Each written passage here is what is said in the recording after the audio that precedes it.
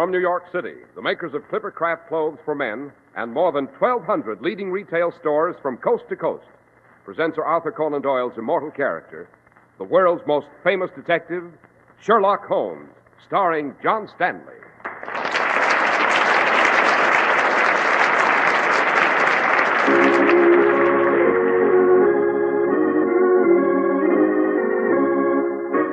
This week's story, The Adventure of the Ancient Queen.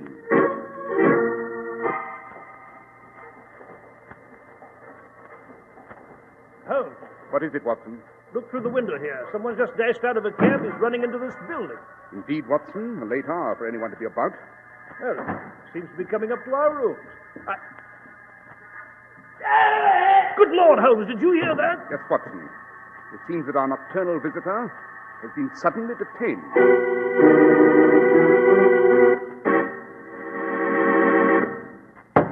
Well, we're at the door of Dr. John Watson's study, and we're about to hear another of his adventures with the fabulous Sherlock Holmes. Well, good evening, Mr. Harris. Oh, good evening, Dr. Watson. What memoir are you working on tonight? I call it The Adventure of the Ancient Queen. And a rather weird and bizarre case it was, too. One of Holmes's prime favorites, I might add, with an origin over 3,000 years old. 3,000 years old? Exactly, Mr. Harris.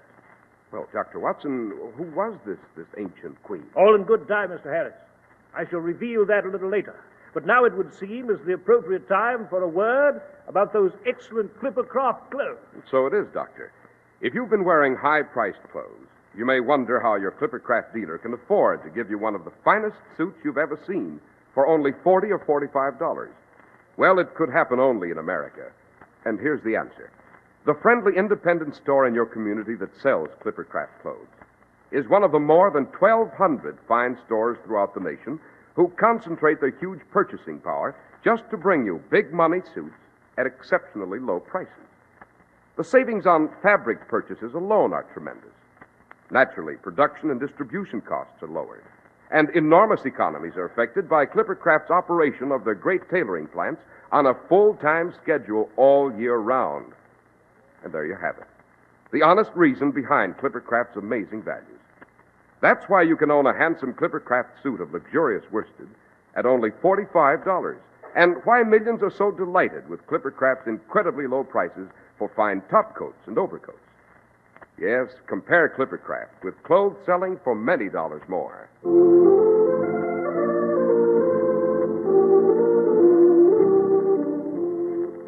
And now, Dr. Watson, what about this adventure of the ancient queen? Well, Mr. Harris, as I recall, it took place in the spring of 1896. And properly speaking, it began not on our own green island, but on the sun-baked sandy waste of Lower Egypt.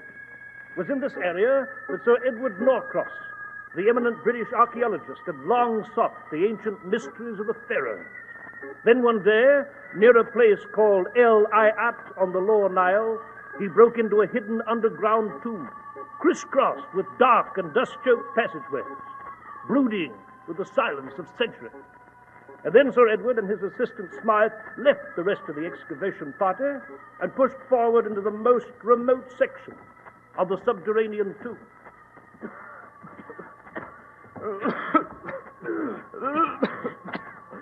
It's dust, Sir Edward. It's almost impossible to breathe. Yes, my the accumulation of some 3,000 undisturbed years.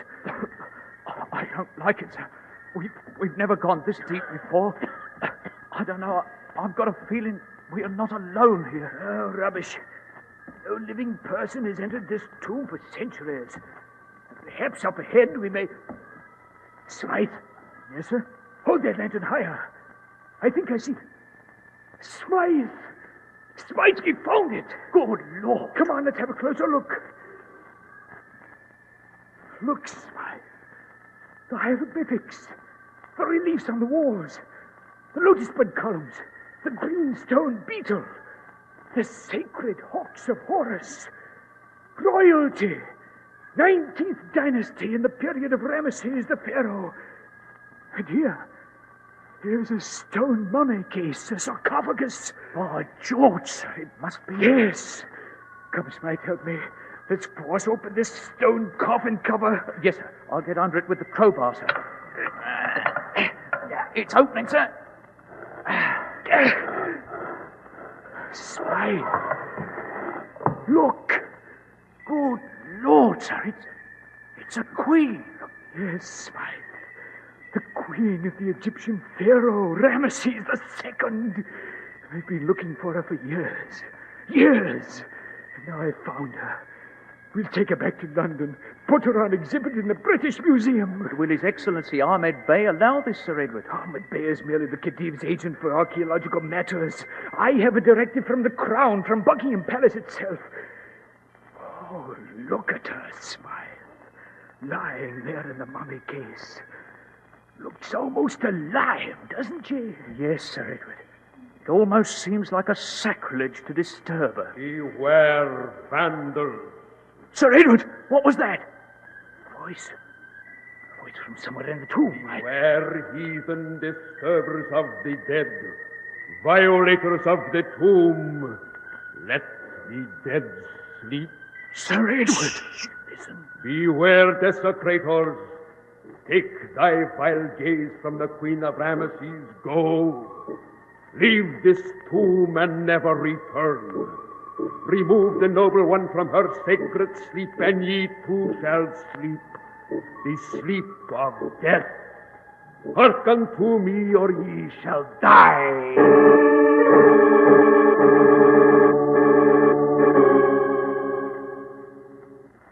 So you intend to take the mummy of the Queen of Ramesses back to London, Sir Edward? Yes, Your Excellency. I plan to bring her directly to the British Museum.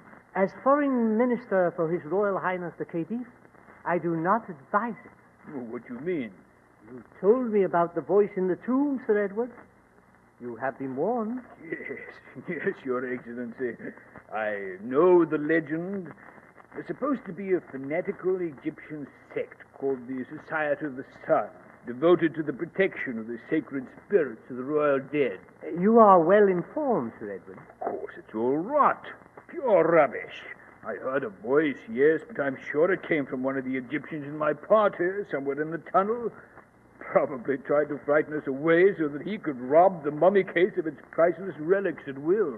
You still insist on transporting the mummy to the British Museum? I do. Very well. You have royal authority, and I cannot refuse you.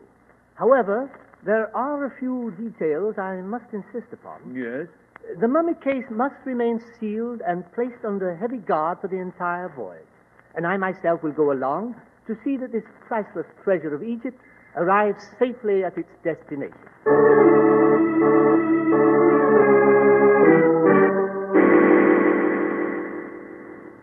Mr. Holmes, Dr. Watson, now you have the background of the story from His Excellency here, Ahmed Bey, and myself.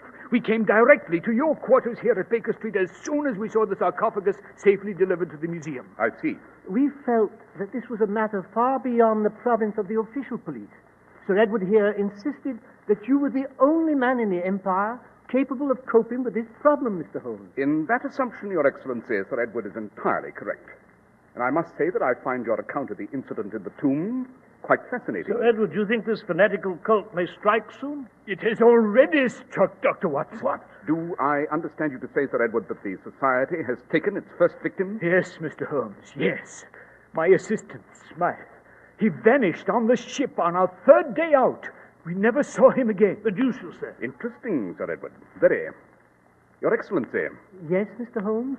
What is your opinion of this secret cult devoted to the protection of Egypt's ancient tombs? Mr. Holmes, I am what you call modern. I was educated at Oxford, and I know the views of the Western world on these legends. I am not a superstitious man myself, but I have a feeling that this cult does exist. Then you think it is dangerous, must be taken seriously. Yes, Dr. Watson. I have repeatedly suggested to Sir Edward here that the only safe course is to restore the mummy of the Ramesses Queen back to its original resting place and seal the tomb. Send the Queen of Ramesses back to Egypt? No, Your Excellency. This is the greatest discovery of my career. As you wish, Sir Edward. I must warn you, however, that I, as well as you, are in acute danger of death. After all, I have been an accessory to spiriting the mummy out of Egypt, And if these assassins decide to pay a visit to my suite at the Savoy, Holmes, what the deuce is The window pane, Watson, has just been smashed. Someone threw an object through it. Quick, Watson, to the window. See anyone on the street below? No, Holmes. I thought I saw a shadow turn the corner, but I couldn't be sure. Mr. Holmes, Dr. Watson, here's the object that broke your window. It's the scarab. yes, a green stone beetle.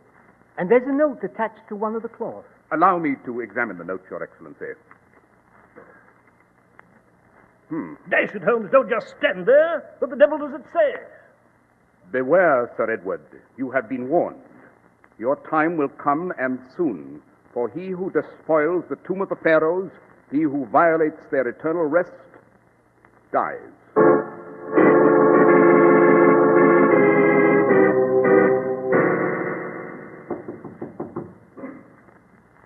Come in.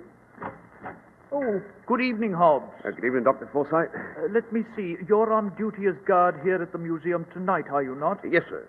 Hobbs, as director of the British Museum, I must emphasize the fact that you have a special responsibility tonight. Yes, sir. Sir Edward Norcross has just brought us a new sarcophagus from Egypt. It contains the ancient queen of Ramesses and is priceless, priceless. I want you to keep a special eye on it tonight. You follow me, Hobbs? All right, sir. I won't let it get out of my sight for long. Very good, Hobbs. You'll find the mummy case just below the massive granite statue of Ramesses in the Egyptian Central Saloon between the galleries. Good night, Hobbs. Good night, Dr. Forsyth.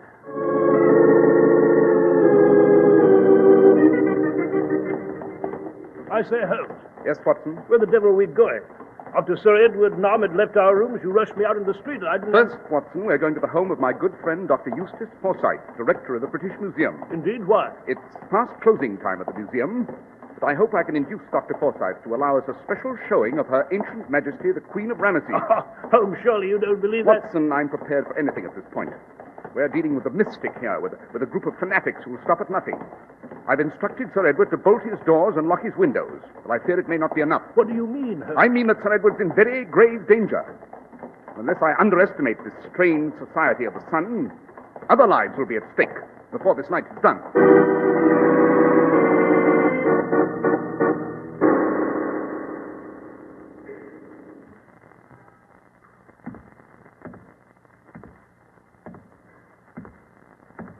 Hello. Hello. Who's there? Who's there near that mummy case? Speak up.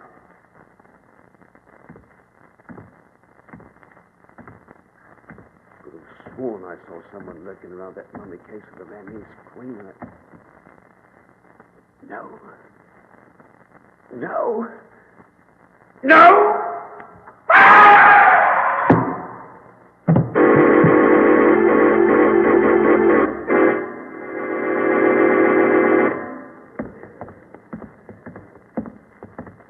Say all entrances and doors to the museum are locked, Dr. Forsyth? Yes, Mr. Holmes, locked and bolted. Everything but the main entrance, which I just unlocked with my own key. And the museum guard is watching that mummy case? Yes, a man named Hobbs. Not the kind of job I'd want, I must say.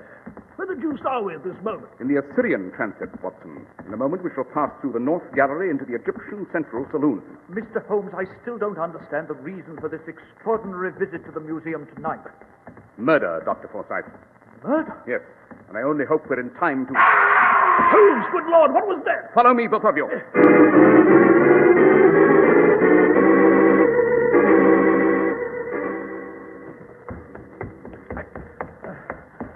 Here we are, at the Egyptian Central Saloon. There's deuce of dark in here. Quick, Watson, a match. Yes. Here you are, Holmes. Here's the massive granite statue of Ramesses II and the mummy case of the Queen at its feet. Holmes, good Lord. Just as I feared, Watson, we're too late. Why, it's Hobbs. Hobbs, the guard. He's covered with blood. Yes. Dead. Yes, struck in the head by a tremendous blow. Watson, look. Where? Up at the statue of Ramesses II. Note the clenched granite fist. Holmes, good heavens, the statue's fist is... It's smeared with blood. I don't understand it. I don't understand. Beware. What's that? What on earth is that? The so-called voice of Ramesses, apparently. Beware, heathen disturbers of the dead, violators of the tomb. Let the dead sleep. Hearken unto me, or ye shall die.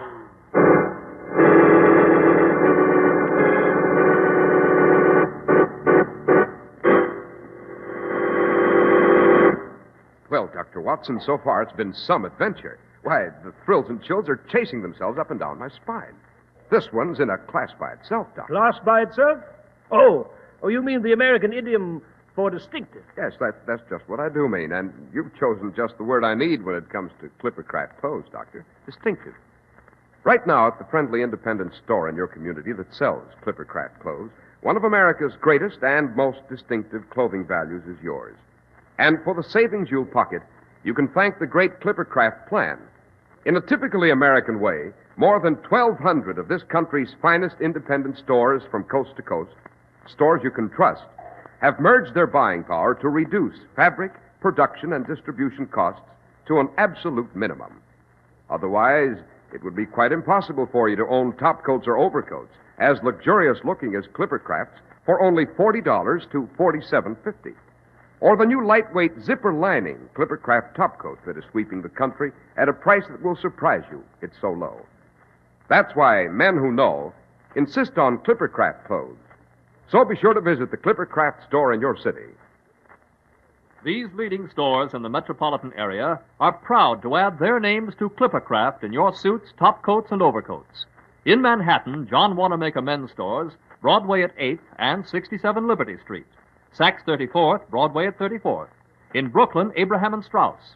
In Newark, New Jersey, Boulevard Men's Shop, Kresge Newark. And in Jamaica, the B&B Clothes Shop, 16408 Jamaica Avenue. And now, Dr. Watson, you were relating to us the adventure of the ancient queen. Yes, Mr. Harris, so I was. Holmes, Dr. Forsythe, and I stood there transfixed as that voice from the tomb echoed through the vast, eerie museum. It spoke, then it was still. Dr. Forsythe illuminated one of the gas chandeliers, and as the flickering flame played over the massive statue with the blood-stained fist, we seemed to feel a living presence in the room. Mr. Holmes. Yes, Dr. Forsythe. That voice, that eerie voice, it seemed to come from the mausoleum room next to the Nineveh Gallery. Shouldn't we hurry off in pursuit, Holmes? No, Watson, we should be wasting our time. Yes, but The museum is a vast place, Watson, as you well know, consisting of whole series of special rooms. That echoing voice could have come from anywhere. Mr. Holmes! Dr. Watson! Holmes, someone's coming. Yes. I see a man coming in, Mr. Holmes. See him? Ah, yes, the entrance to the Nineveh Gallery. Mr. Holmes. Why, it's His Excellency, Ahmed Bey. Mr. Holmes, I came down to the museum to pay my respects to Dr. Forsythe here and make arrangements for the exhibition of the mummy case. I didn't realize the museum was closed. Then I saw you go into the front door, heard a scream, and then... I'm afraid we're all a little late, Your Excellency. Yes, I see that now. The Society of the Sun. They've struck again. The statue of Ramesses seems to have struck this time, Your Excellency. If you'll just look at the fist. Blood. Blood on the fist. The Pharaoh striking in wrath, in revenge for the desecration of his queen. I cannot accept that observation, Your Excellency. Massive statues of red granite such as this one would find it very difficult to move. The killer smeared the fist with the blood of his victim to heighten the terror. Mr. Holmes, this is a terrible tragedy, terrible. There must be some course we can take. Quite, Dr. Forsythe. We can begin where logic dictates, with a stone coffin and the mummy of Her Majesty the Queen.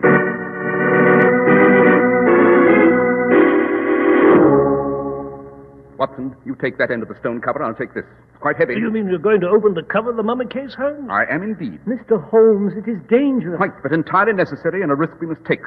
Moreover, the mummy case has already been opened. You will note the seal is broken. By Jove, Mr. Holmes, it is. Precisely, Dr. Forsythe. Now then, Watson, lift her up.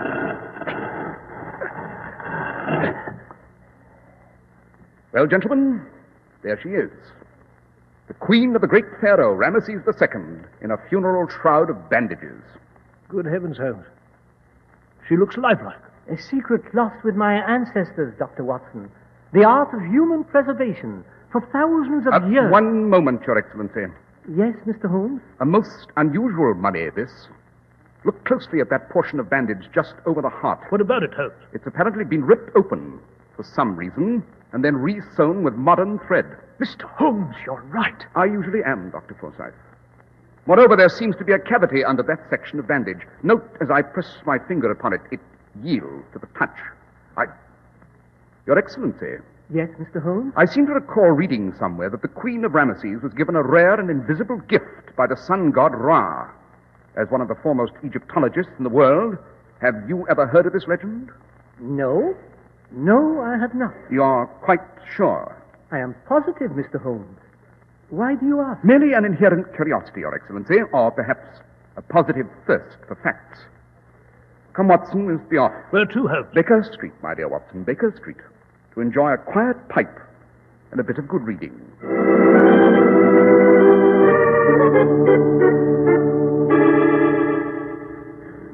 Holmes, how the devil can you sit in that chair and read some obscure and dusty volume while these fanatics are Patience, Watson, patience. I'm merely trying to resolve a point of scholarship.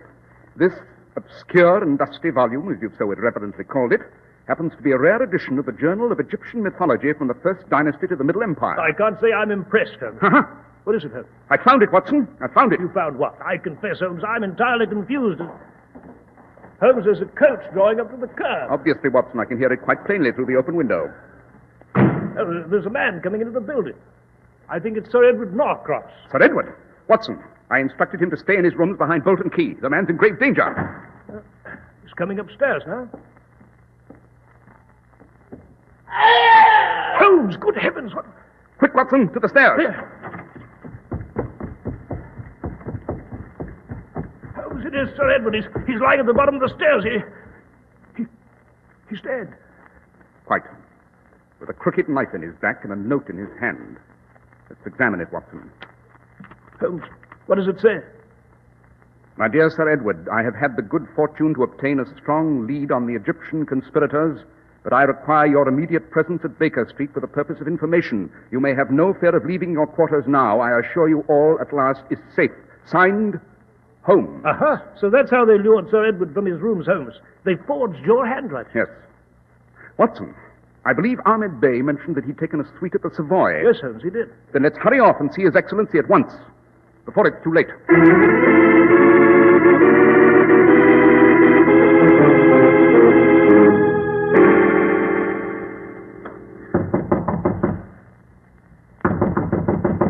Your Excellency. Doesn't seem to be anyone in, Holmes. By Jove, Holmes, he's left his door unlocked, you know. Good Lord. Look at this room. Yes. A bit disorderly, isn't it, Watson? Disorderly? It's been turned upside down. Lamps were smashed, the furniture is Obvious signs of a fierce struggle. Hello, what's this? What's what? It seems that His Excellency was preparing for a long journey after having only this evening arrived from one. Aha, Watson, look here on the table. Seems to be a boat timetable of some kind. Precisely. Then for some reason he's returning to Egypt post-haste. On the contrary, my dear fellow, this happens to be the timetable of the liner Catania. And the Catania leaves Liverpool tomorrow at noon for America. For America? Holmes, dash it, all this doesn't make sense. It makes very good sense, Watson. The intentions and activities of His Excellency Ahmed Bey are crystal clear to me now. What's this? There's only a towel thrown over the bed, Holmes. Use your eyes, man. Observe closely. You see this brown and sticky stain on the corner of this towel? Yes, Holmes, I see it now, but what is it? That stain happens to be resin. Resin? Quite.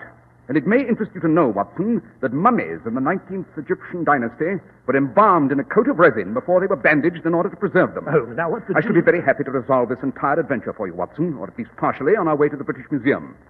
It's there, I think, that we shall see the end of this blood-drenched affair.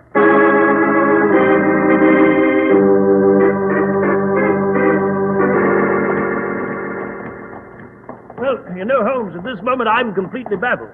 I see no connection between these various events. Then let me enlighten you, Watson. First, His Excellency Ahmed Bey is a member of the Secret Society of the Sun. What? Now let's reconstruct, Watson.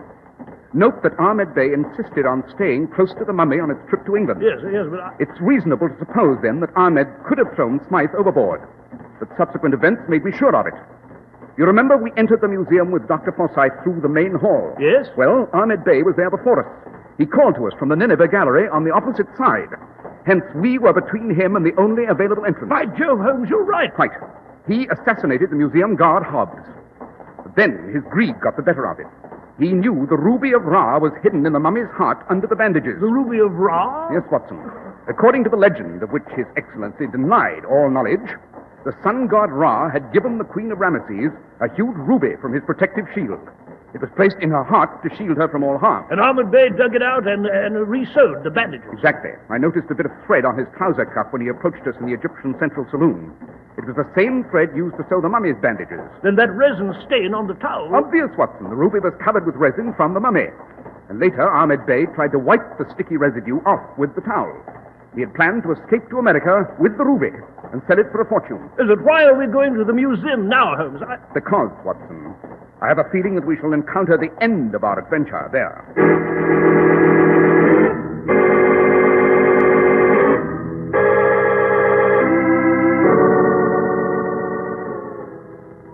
Come, Watson. Let us again examine the occupant of this sarcophagus. Yes. Give me a hand with this stone cover, will you? Right.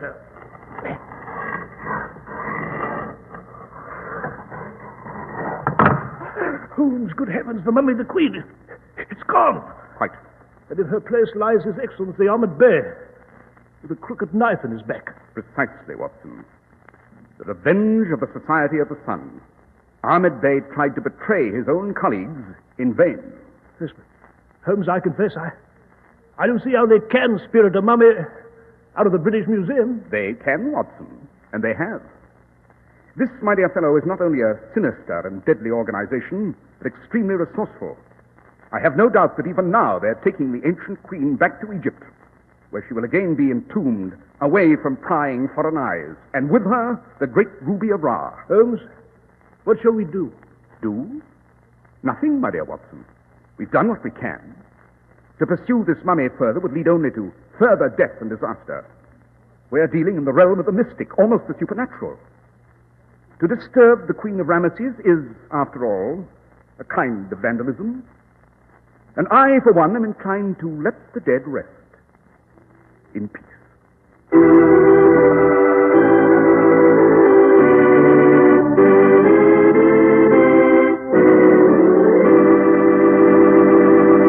Well, Dr. Watson, that was certainly an unforgettable adventure. Indeed it was, Mr. Harris.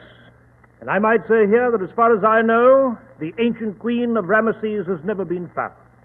And Holmes and I always took the view that, well, may she rest in peace. Well, and now, Dr. Watson, what adventure will you have for us next week? Well, next week, Mr. Harris, I shall relate to you the adventure of the discordant bells. It concerns a creaking rope, a red smudge, a jangling refrain, and a human pendulum.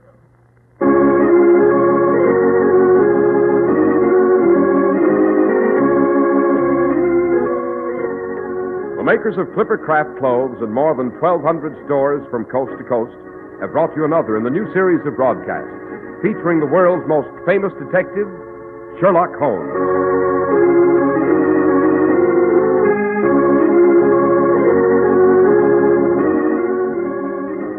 Our stories are based upon the character Sherlock Holmes created by Sir Arthur Conan Doyle, and the program is produced and directed by Basil Loughrane. Sherlock Holmes is played by John Stanley, Dr. Watson by George Spelman. This week's story was written by Max Ehrlich with special music by Albert Berman.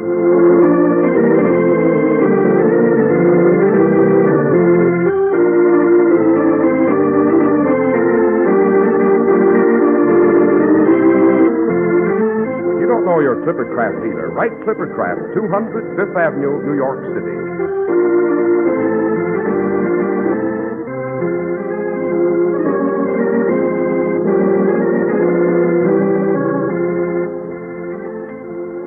Be sure to listen next week to Sherlock Holmes in the adventure of the discordant bells.